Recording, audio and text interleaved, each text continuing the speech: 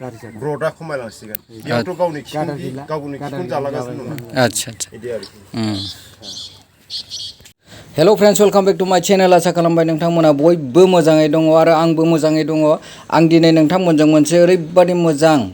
important video लानानै फैदों आरो बे भिडिअखौ आं नोंथांमोनखौ खावलायगोन जे नोंथांमोना भिडिअखौ जोबजासिम नायलां आरो बेसेबां हायो बे भिडिअखौ शेयार खालामनानै हो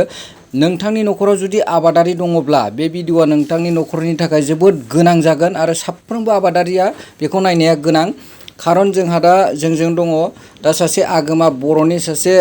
जौगासार आबादारि बिथाङा दायो एकदम टप लेभेलनि सासे आबादारि आरो गोदान गोदान टेक्न'लजिजों बिथाङा आबादखौ मावो बिथाङा आबाद मावनानैनो गोबां माने एवार्ड एचिभ खालामबोबाय दिनैसिम बिथाङा थारैनो जोंनि हारिनि थाखाय जोबोद गोग्गाथाव होननानै बुंजायो आरो जों बिथांखौ जेब्लायबो मान होनांगोन खारन गाइस नोंथांमोना भिडिअखौ नायनानै जुदि मोजां मोनोब्ला अननानै लाइक शेयार आरो साबस्क्राइब खालामगोन होननानै आं जेब्लायबो आसा खालामबाय गाइस बिदिनो गोदान गोदान नोंथांमोना आपडेट नुबाय थागोन आंनि चेनेलाव मोनसे किसान मेला जादों बेवहाय जोंनि बिजनि हालामनि सासे मुंदांखा सर्बेस्वर आदा मानगोनां मथथे बियो मा होनो बेखौ माने जोंनि प्रग्रेसिभ फार्मारानो आरो प्रग्रेसिभ फार्मारल' नङा बियो मथथे आदर्श फार्मार हिसाबैबो बियो रिकगनाइज जाबाय आरो जोंनि चिरां जिल्ला डिस्ट्रिक्टनिफ्रायबो बियो बे धरननि प्रग्रेसिभ फार्मार आरो आदर्श फार्मार हिसाबैबो बियो गनायजानाय जाहैबाय दा आं बे गेदेरनाव मोनसे खोथाखौ सोंनो नागिरदों जे जोंनि माखासे जाखांफुनाय हालुवाफ्रा ओनसोलनि चिरां जिल्लानि बा जोंनि बिजनि हालामनि हालुवाफोरा डिपार्टमेन्टनिफ्राय बे फार्मि बेगखौ फ्राय लानाय जायो आरो खिन्थु लांनानै बाहायनो रोंनाय जाया ओमफ्राय दा बे बुस्थुखौ मा धरनै बाहायनांगौ आरो बेखौ बाहायोब्ला माबादि उपयोगी जायो फार्मि बेग जे दा बेखौ बे आदाया बेखौ खोन्थागोन बेखौनो जों दा माने सुंद'यै बेखौ सोंनो दा आखायाव लादों खुलुमबाय आंनि नामा सर्बेस्वर बसुमतारी आंनि न'आ जाहैबाय पानबारि गामिया जाहैबाय gwrwbdara दा बेहाय भार्मिक कम्पस्ट खानस्रि हासारनि सोमोन्दै आंनाव सोंनो नागिरनायलाय आं बेखौ खोन्थानो सानदों नैबे भार्मिक बेडआ डिपार्टमेन्टनिफ्राय फ्रियै फार्मारफोरनो हरनाय जायो आरोखि बेखौ बे भार्मिक बेडखौ डिपार्टमेन्टआ आबादारिनो फ्रि हरनाय जायो बे फ्रि हरनाय लोगो लोगो बेखौ खोब मोजां इउज खालामनांगौ बेखौ इउज खालामनायनि सिस्टेमा जाहैबाय जुदि नोङो बाहायनानै कमप्लिटलि निजे न'आव बाहायगोन होनबा कमप्लिट बेयाव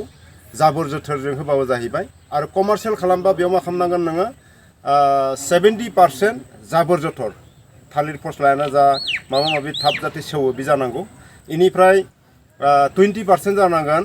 गोबोर ओमफ्राय 10% जानांगोन हा अब्ला मा जाहैबाय नोंना बेबहाय खालामनाय लोगो लोगो बे अजन जाहैबाय आरोखि गिलिर नांगौ नोंनो ओमफ्राय कमप्लिटलि जुदि जाबोरजों बानायबा रेजें जाहैगोन नोंहा एसे प्रफिटआ खम जाहैगोन आरोखि गतिके बेखौ ओरैबायदि मावनांगौबा कमार्शियेल सिस्टेमाव मावनोब्ला मा जानांगोन जोङो थालिरानो जा माबा माबियानो जा बिदिखौ जाबोर जोथोरखौ बुथुमनायनि उनावहाय दानफ्लेनायनि उनावहाय जों बेखौ आरो खोबनांगौ खोबनायनि उनावहाय मा खालामनांगोन 15 दिननि उनाव आरो दांग्लिबावदो दे थिग बिदिनो 15 दिननि उनाव दांग्लिनाय बिदिनो कमप्लिटलि 40 बा 45 दिनाव बियो हासार मा होनो खानस्रिया जानो थाखाय बियो बिराद मोजां उपयुक्त जाहैबाय आरोखि सेवबाय अब्ला बे खानस्रिया जानो थाखाय रेडि खालामना होनाय लोगो लोगो खानस्रिया फटाफट जानोसै फटाफट बियो हासार जानोसै आरोखि नों 60 दिनसोआव बेखौ नांथाबबाय थायोबा जे हासारखौ आं थाबनो प्रडाक्सन दिहुनथारनो होनबा 60 दिनाव नों बे हासारखौ हारभेस्टिं खालामना बाहायनो हागोन आरोखि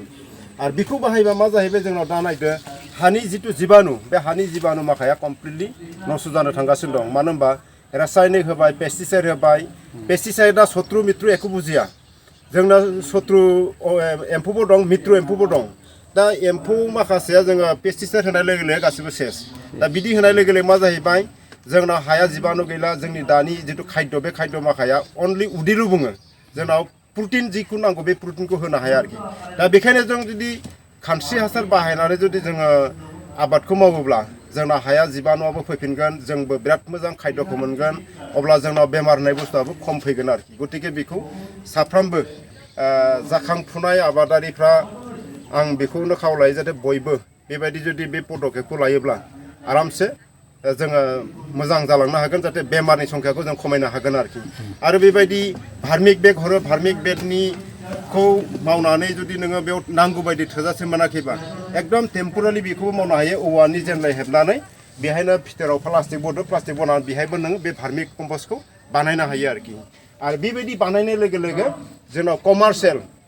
नों बेखौबो मोनसे बेबहायबो बानायनो हायो आरोखि बिराद मोजां बेबो मोनसे बिजनेस जाना दं पार केजि 10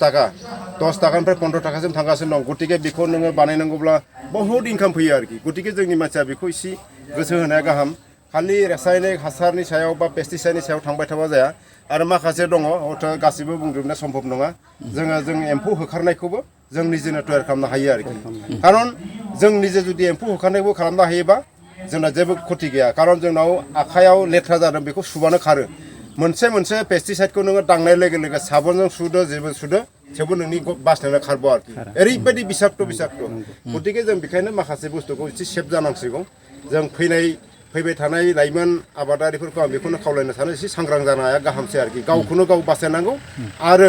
जायब्लानोखि जागोन बेखौबो बासायनांगौ जों हानि जिबाणुफोरखौ माखासे बासायनो थाखाय नाजानांगौ आरोखि आं बेखिनिखौनो बुंबाय आरोखि गोजोन्थों थेंक इउ